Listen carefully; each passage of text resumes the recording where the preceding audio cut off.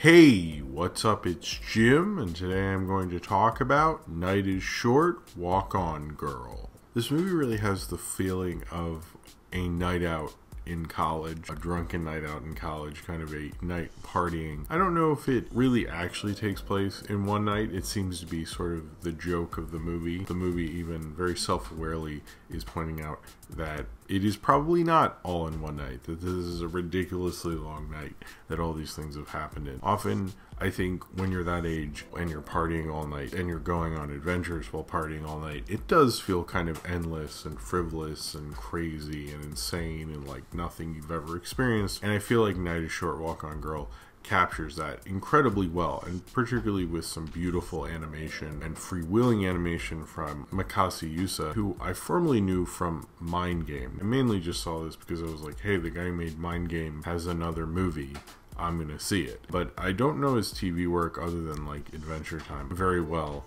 And I know this is sort of a follow-up to Tatami Galaxy, which is based on a different book by the author who wrote this. And then there's certain characters and character designs you see in this that were in that. So I guess if you like that show or were aware of that show, I guess, then you would be into this movie, or you'd appreciate this movie more. It seems like the few reviews, there aren't a lot of reviews, but the little info I could get on Tatami Galaxy, it seemed that if you're into that show, there are levels to this you got that I didn't. But I don't think, since I did see this without knowing anything about that you absolutely need to. You could still follow this film. It still felt fun and freewheeling. There's probably levels and jokes I just simply didn't get because I was unaware of this show. I still really quite enjoyed this film. In some ways, it reminds me of films like Takahata's Shay the Brat, or even My Neighbor the Yamadas, which, interestingly enough, Masaaki Yuasa actually was an animator on. A bunch of kind of serialized adventures in one film, basically.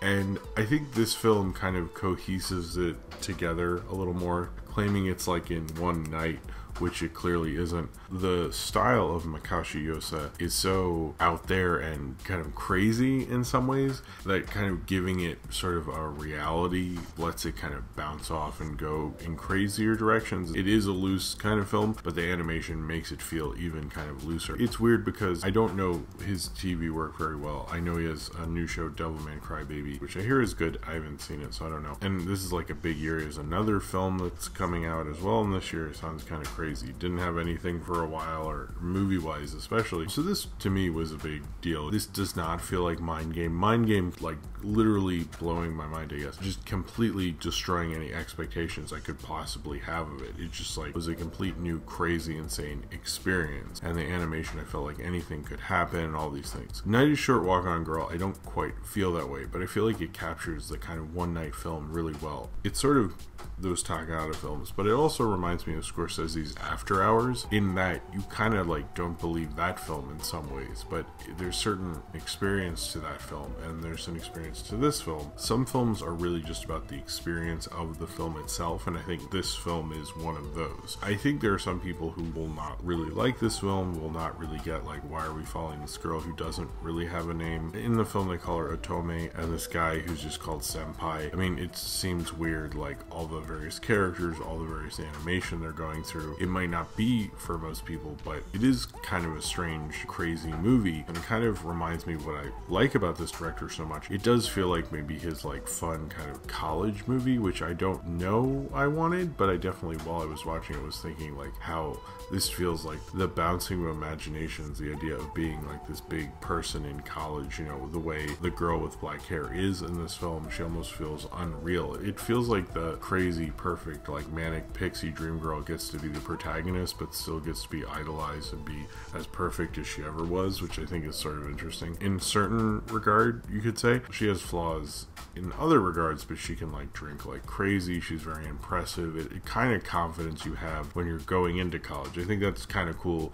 G-Kids actually released this film. I mean, it only played in 2 nights, although it's playing in a couple of theaters, like a regular showtimes, not just, you know, a Fathom Events thing. I think this is actually a good time to release it because it's right when a lot of people will be having having those kind of early college, drunken night adventures. And I think this film, just like having that confidence to just go up to a stranger at a bar and just start talking to them, hearing about their life, feels very appealing at that time. Also being nostalgic for things, while also falling in love, while also doing some crazier things. This film like really gets that, and I think it works within its crazier animation style. One of the things I like about this director is he's influenced by all sorts of animation, but it feels like all that knowledge is kind of funneled in, is just going to kind of shoot out like crazy, and you're never sure what direction it's going to go in. So as a viewer, it's always like really fun to watch his stuff. I never feel entirely like comfortable and like I know where this is going to go sort of thing. I will say I think this film like feels maybe, and I guess what's been said about his more recent stuff, and since he now has his own studio, that this feels a little more mainstreamified than his usual stuff. But I don't think it necessarily means it's bad. Like, no one's really making this. I've heard it called alternative anime or something, but I don't know about that. I don't know enough to really know about that. I think what he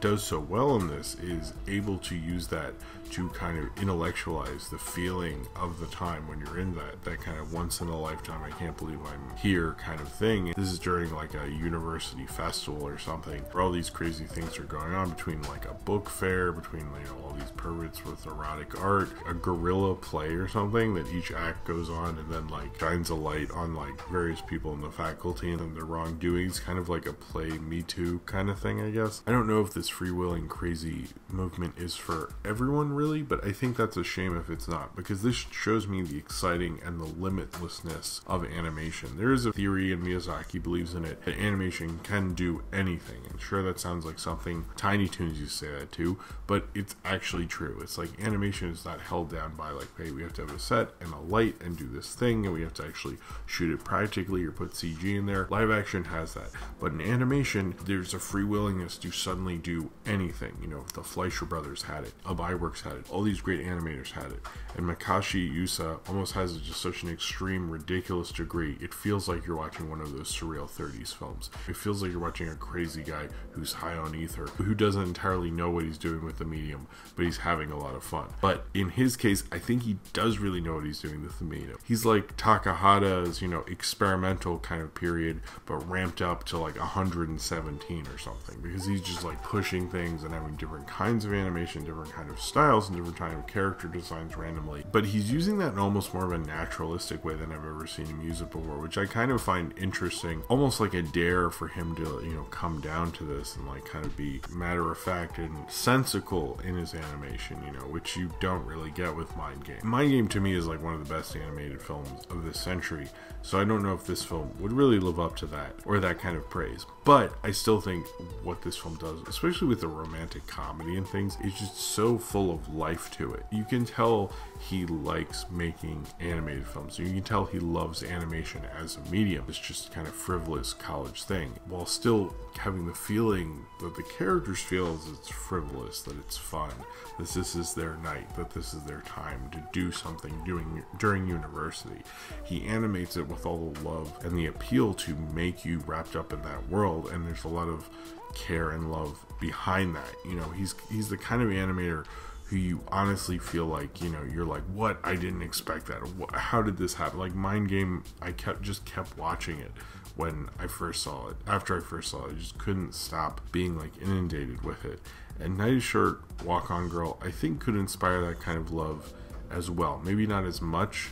I think Mind Game is still going to be his opus, but to what it does for romantic comedies, for what it does for college movies, there's never one that's felt as alive and as crazy and as limitless as a film like this. And I'm so excited to see his other film. I'm excited to see a lot of his new stuff. I'm so glad he has a studio where he can like fully artistically do what he wants. I don't know if he's gotten to the point where he could make another Mind Game, and maybe for me, because I don't know the show that came before this, I don't know what the material that this is based on. If you were one of those people who was then seeing it, I would actually like to know your perspective. So I'm only really comparing it to like his shorts and Adventure Time, and especially Mind Game. I didn't expect it to be Mind Game. It still felt like that crazy, insane, electric kind of quality to his animation that I love. I'm going to have to get used to this phase of his career. We didn't get anything, and now we get 2 films this year. I need to get used to this guy, because Mind Game was the this huge magnum opus or whatever. I think this is like a different phase of his career. I feel like this film will like rise in stature as things go on, just much like with Mind Game. It's very hard to do these kind of films and grab that kind of feeling and do that as a storyteller, but also understand that night you're having in college, that crazy drunken night where, you know, you have sex and you meet crazy people and you get high and all those things. That is an experience. That's what that is. It doesn't make any sense. She talks about fate and things meaning things, which is funny because this film is just like off in its own dimension sometimes. It's like, yeah, sweetie, I'm sure fate's gonna happen for you. But even though it looks like so preordained, it kind of like undermines her, but her optimism doesn't seem to want to be undermined, even though it clearly should be. This whole idea is an experience, right? Doing these kind of things when you're in college, that's an experience, and this film gets that by being an experience unto itself. It's almost like he understood the right way to attack this kind of material and the right way to attack this kind of experience. And in that way, having a one-night film about college, like, that makes just so much sense. Why hasn't anyone done that? And I'm so glad he has so much fun with it, as well as doing a kind of film that should have been done, you know, a million times before. I really do like this movie. I think it is probably maybe the best animated film I've seen this year, and it is more alive than any animated film I've seen in this year or a lot of years. It just has such a unique, beautiful energy to it, and that kind of limitless potential, that feeling that you never know what's exactly going to happen.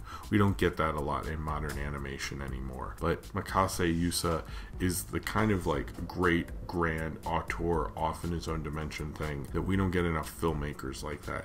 And just feeling the energy of his one of his films is really enough for me. But I think this it was just such a beautiful, wonderful kind of a film that really managed to capture kind of like that early adulthood and that limitless potential and confidence, and even being directed in a confident way. They kind of remind you of that period of your life if you've already been through it, but also kind of reminds me what I love about his animation style and how I'm excited for the possibility of the future, just like these college students are excited for the possibility of their future and where it's all going to go. So if you've seen Night is Short, Walk On Girl, and you would like to talk about it, then comment below in the comments and subscribe if you would like to.